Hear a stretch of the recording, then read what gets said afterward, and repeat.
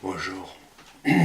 À titre d'exemple d'un débriefing, j'ai choisi de vous présenter aujourd'hui le cas de Sylvie. Une jeune femme vient d'assister à une rixe entre gangs rivaux dans le quartier de la Défense à Paris. Son pseudonyme est Sylvie. Ne s'étant pas attendu à une telle échauffourée dans un des hauts lieux de la finance de la capitale, les forces de l'ordre tardent à se rendre sur les lieux. Après avoir dispersé la foule des belligérants, les officiers de police remarquent une silhouette recroquevillée sur elle-même, assise sur les marches d'un escalier. Un agent s'inquiète de son état, mais Sylvie se renferme dans son mutisme. Les médecins du SAMU, dépêchés sur place, ne parviennent pas davantage à provoquer la moindre réaction chez elle. À point nommé, l'un des urgentistes a le réflexe d'appeler SOS Psy et de réquisitionner un local pour que nous puissions prendre en charge la victime. L'un de nos intervenants, Didier, qui se trouve par chance à proximité de l'endroit, répond à l'appel et se rend illico sur place. Alors, voici le compte-rendu de l'intervention. Le bénévole finit par réussir à persuader Sylvie de le suivre dans le dit local, une salle de réunion, et de l'installer dans un fauteuil confortable. À peine assise, elle semble tomber dans un état quasi catatonique. Dans l'espoir de lui faire prendre conscience de son environnement et de la réalité, Didier lui pose une main sur l'épaule, tout en lui adressant des paroles censées apaisantes. Ça y est, vous en êtes sorti indemne. Mais devant le mutisme persistant de la patiente, le psychologue décide de s'impliquer plus personnellement dans la séance et entreprend d'évoquer un épisode de son propre passé. Vous savez, un jour, j'ai été pris à part dans une bagarre.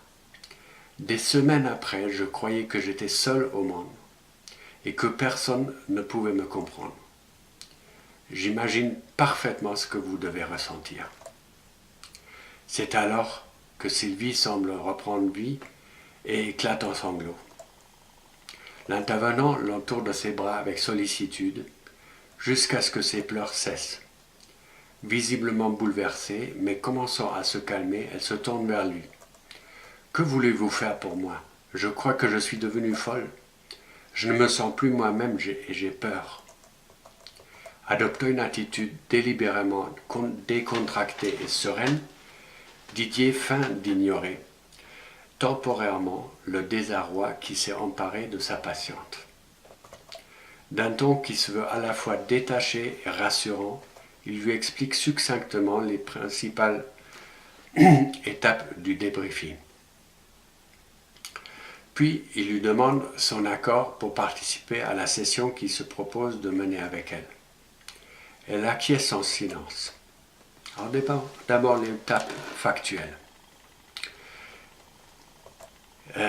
Didier demande « Qu'étiez-vous en train de faire juste avant l'incident ?» Sylvie paraît fournir un effort considérable pour retrouver ses souvenirs.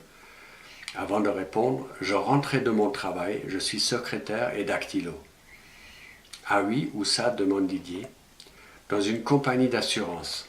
En fait, ma fonction officielle est celle de comptable, de documentaliste et d'archiviste. » Didier demande « Alors de deux choses l'une, soit vos patrons vous exploitent, soit vous faites du travail dissimulé. » Il s'agit évidemment d'une tentative de faire de l'humour pince sans rire, qu'il faut appliquer avec beaucoup de prudence. Interloquée, Sylvie marque un temps d'arrêt avant de saisir la plaisanterie. Pour la première fois, depuis le début de l'entretien, elle esquisse un sourire. Donc, ça a fonctionné. J'imagine que c'était surtout l'attitude et la manière de présenter les choses de la part de l'intervenant qui ont permis que la plaisanterie fonctionne dans ce cas-là. Évidemment, Didier ne se fait pas d'illusions, sachant que cette embellie n'est que passagère et que la blessure est loin d'être guérie. Il poursuit. Vous vous sentez bien dans votre emploi? Non, pas vraiment. Mes collègues se moquent souvent de moi, de mon mauvais goût vestimentaire, de ma sensiblerie. Il m'arrive de pleurer pour un oui, pour un non. Ah, à quoi vous avez pensé en partant du travail? J'ai ruminé sur mon supérieur direct qui m'a pris en grippe. À vrai dire, je crois que je suis sur la sellette et qu'ils ne vont pas tarder à trouver un prétexte pour me virer.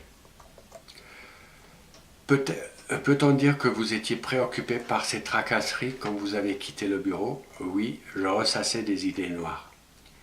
Subitement, elle connaît un nouvel accès de panique. Ses yeux écarquillés et secoués, les yeux écarquillés et secoués de sanglots, elle se cramponne à l'avant-bras de l'intervenant. Celui-ci, habitué à faire face aux réactions émotionnelles les plus impromptues, et sans se départir de son rôle de médiateur, s'efforce de la réconforter avec quelques mots rassurants. Lorsqu'elle se tranquillise un tant soit peu, Didier continue le débriefing comme si de rien n'avait été. Je vous prie de vous concentrer sur les seuls faits, comme si vous étiez une spectatrice extérieure. Vous avez dit que vous étiez accaparé par des pensées moroses au moment de sortir de votre lieu de travail. Oui, j'étais affligé par les humiliations que me fait subir à longueur de journée. J'étais complètement absorbé par mes rêveries, je ne voyais même plus ce qui m'entourait. Et qu'est-ce qui vous a fait sortir de vos rêveries? Quelqu'un m'a frôlé, il courait tout en poussant des injures. Puis j'ai vu deux groupes de jeunes, dont certains portaient des cagoules, ils convergeaient sur moi. Pendant un instant, j'ai cru qu'ils voulaient s'en prendre à moi. J'ai pris mes jambes à mon cou pour m'enfuir. Sylvie se remet à pleurer, mais Didier l'interrompt aussitôt pour couper court à l'apparition éventuelle d'une autre crise d'angoisse et lui demande « Mais vous avez compris qu'il ne cherchait pas à vous agresser, vous ?» Oui, mais j'ai mis quelque temps à réaliser ce qui se passait. Elle semble faire de gros efforts pour contenir les émotions qui l'assaillent avant de reprendre ses esprits et de continuer son récit d'un ton plus assuré. Il y avait deux bandes qui se lançaient dans une bagarre très violente. Ils se sont battus à coups de batte de baseball et de couteau. Où étiez-vous à ce moment-là? Je me suis assise sur un escalier, j'avais l'impression que je ne pouvais plus bouger. Il y avait des badauds qui contemplaient le combat comme s'il s'agissait d'un divertissement, comme s'ils assistaient à un spectacle gratuit. D'autres se sauvaient pour se mettre à l'abri. Puis je me suis mise à observer cet accrochage parce que j'avais peur pour ma vie. C'était une vraie bataille rangée. Quand j'ai enfin repris mes esprits, j'ai décidé de déguerpir sur le champ. Puis j'ai entendu les crépitements de coups de feu. J'étais à nouveau tétanisé. Après, tout est devenu tout noir. Je me suis peut-être évanoui. Vous rappelez-vous ce qui vous a réveillé? Non. Si. Je crois que c'était un ambulancier ou un pompier. Et maintenant, vous réalisez que vous êtes hors de danger? Oui, je crois que oui. Même si j'ai encore du mal à comprendre ce qui s'est vraiment passé. Et surtout pourquoi c'est tombé sur moi. Mais je vois que je suis terré d'affaire. C'est très bien, arrêtons-nous là pour cette partie de l'entretien. D'accord, dit-elle, en arborant un vague sourire. Bon, vous vous sentez prête à entamer la deuxième partie de la session? Sylvie acquiesce d'un signe de tête.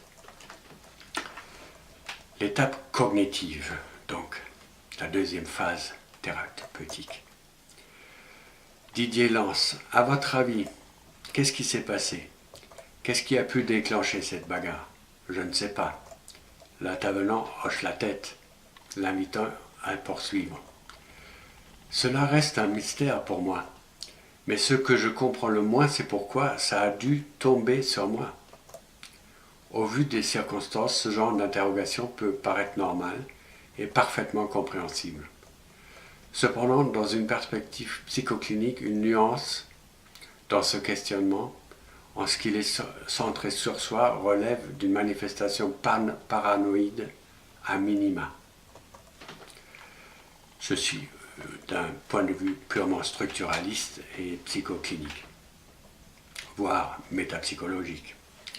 On n'a pas besoin de le savoir pour mener à bien un débriefing. Si une telle actualisation légèrement délirante de l'imaginaire trouve ses origines souvent dans l'histoire du sujet, le psychologue évite ici d'explorer plus avant cet aspect foncièrement inconscient de la réaction de la patiente. Didier se contente de dire « On reviendra plus tard sur cette question-là. Pour l'instant, je vous prie d'analyser les événements comme si vous étiez une enquêtrice, une policière ou une journaliste. » Heureusement, Sylvie semble comprendre la fonction fondamentale que remplit le respect de la consigne. Par ailleurs, la rigueur même du cadre de l'entretien paraît avoir contribué à la calmer un tant soit peu. Elle secoue la tête puis déclare « Tout ce que j'ai compris, c'est que c'était de jeunes voyous, ils appartenaient évidemment à des groupes ennemis. Ils ont décidé de se taper dessus. Vous ne voyez pas de raison plus précise pour qu'ils s'affrontent de la sorte. Il devait s'agir d'un règlement de compte, probablement une histoire de drogue ou un différend de territoire entre bandes. Et comment vous expliquer qu'ils ont choisi justement cet endroit-là pour se battre ? Après avoir réfléchi pendant quelques instants, elle lance « Je ne sais pas. C'est un lieu public très fréquenté. Il y a beaucoup de commerces, de banques, de grands établissements, de tout genre. Peut-être qu'ils escomptaient que la police serait prise au dépourvu. Ça a d'ailleurs été le cas. Sylvie se remet à méditer et l'intervenant juge le moment propice pour la relancer. Vous voyez d'autres motifs à leur stratégie ? J'imagine qu'ils cherchaient à se faire remarquer, à se faire de la publicité. Il se peut qu'ils aient aussi voulu intimider les gens ordinaires ou les autorités et faire une sorte de démonstration de force. Se posant pour l'occasion en expert en la matière, Didier la félicite pour son discernement. Bien vu. En effet, je pense que vous feriez une excellente détective. Sylvie accueille le compliment en rougissant. L'intervenant décide alors de l'interroger sur les raisons de sa présence sur les lieux, en l'exhortant à se montrer aussi objective que possible. Je crois que je suis simplement mal tombé. J'étais au mauvais moment, au mauvais endroit. Exactement. Il est peu plausible qu'il se soit donné rendez-vous en fonction de votre emploi du temps. Pour créer les conditions favorables à la transition vers la troisième étape, l'étape subjective, Didier l'engage à spéculer sur les origines de la guerre des gangs et à développer un peu ses opinions et ses analyses à ce propos. Apaisée et manifestement intéressée par cette question, Sylvie montre même un certain entrain en se prêtant à cet exercice. Après s'être assurée que la patiente a retrouvé une certaine confiance en elle-même et qu'elle a pris suffisamment de recul vis-à-vis de son épreuve choquante pour poursuivre le débriefing, le psychologue lui propose d'entamer la phase subjective. Alors l'étape subjective, au vu de l'état psychologique assez satisfaisant de Sylvie, Didier formule sans détour la question introductive. À quoi étiez-vous en train de penser juste avant de remarquer le début des hostilités ? J'étais préoccupé par la mauvaise ambiance qui règne dans mon travail. J'étais à la fois triste et fâché à cause du mépris que me montraient mes collègues. L'idée de me soumettre à leurs caprices et d'accepter d'être leur tête de turc m'insupportait. Mais j'avais aussi peur de perdre mon emploi si je me rebiffais. Quand le jeune homme m'a frôlé, je l'ai ressenti comme une insulte, comme une gifle. Estimant que sa patiente vient de toucher à un point sensible, Didier reprend les derniers mots de son discours. Une gifle ? Tiens. Oui, exactement, fait Sylvie en écrasant une larme. L'air revêche, elle garde le silence, comme si elle se perdait dans des pensées moroses. Pour éviter qu'elle ne retombe dans sa torpeur initiale, l'intervenant s'emploie à la relancer. Oui, allez-y, vous continuez. Après une brève pause, elle continue. Maintenant que j'y pense, ça me rappelle aussi le climat détestable qui règne au travail. On m'y traite comme une moins que rien. On m'engueule pour un oui, pour un non. Et souvent avec une brutalité ahurissante. Et j'ai horreur de toute forme de violence. On va le souligner ça. Horreur de toute violence, avez-vous dit. Elle renifle bruyamment, en hochant vigoureusement la tête. Mais revenons un peu sur le moment où vous vous êtes interrompu, la gifle, dit Didier. Je crois que j'étais vraiment mortifié, mais je n'ai pas eu le temps de me ressaisir. Il faut dire que la bagarre a éclaté sans le moindre avant-signe. J'étais complètement effaré et je n'y comprenais rien. Rien ne laissait présager quelque chose comme ça. Ça a tout de suite dégénéré en véritable bataille. J'ai vraiment flippé quand j'ai vu les armes de poing et les battes de baseball. Et ils se battaient avec une violence inouïe. Je crois que j'ai perdu connaissance à ce moment-là. Oui, dit Didier, comme si vous aviez fui quelque chose d'insupportable que vous ne pouviez affronter. Est-ce que cela vous évoque un déjà-vu, quelque chose dans votre parcours personnel, même à une période fort précoce? Elle paraît réfléchir pendant quelques instants avant de lâcher. Oui, maintenant que vous le dites, quand j'y repense, cela a toujours été comme ça pour moi. D'abord dans ma famille. Ma mère m'élevait à coups de claque et mon père s'en moquait. Mes parents ont tout misé sur mon grand frère, Jean-Christophe. Ils lui ont payé des études coûteuses dans les hautes écoles. Moi, j'étais comme Cendrillon, la bonne à tout faire. Je me faisais rosser par 2 filles de mon école. Le prof a laissé faire et je rentrais souvent les habits en lambeaux et saignant du nez. Ça me valait généralement une raclée supplémentaire de ma mère. J'étais la risée de ma famille et de ma classe, et Jean-Christ ne m'a jamais soutenu. Moi, je n'ai jamais su me défendre. J'avais peur des coups et de la violence. En plus, je me sentais toujours seul, terriblement seul. On s'aperçoit que la position subjective de Sylvie comporte tous les ingrédients d'une victimisation potentielle. D'ailleurs, cette virtualité se trouve profondément ancrée dans son histoire personnelle. Tout se passe comme si elle avait été d'emblée désavantagée à l'endroit de l'existence.